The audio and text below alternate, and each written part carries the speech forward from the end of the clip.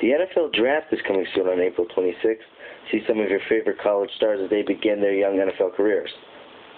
In other news, the Rams have decided they are willing to trade their number 2 overall pick to whatever team is willing to give the most. My guess is someone who is in the RG3 sweepstakes will definitely pick up on that number 2 pick. Reports have shown that the Cleveland Browns are interested in the number 2 overall pick in this year's draft, which is in a way a gamble and sort of confusing to me considering the price it will be to acquire the pick. Some mock drafts have the Redskins trading up and acquiring that number 2 pick and giving their number 6 overall along with other picks to the Rams. With the number 6, the Rams are projected to get Justin Blackmon, wide receiver out of Oklahoma State.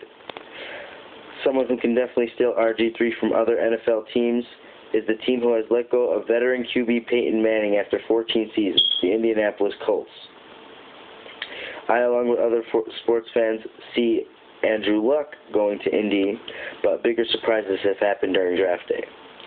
Manning is looking for a new team within the next week, and my pick is he is going to the Miami Dolphins.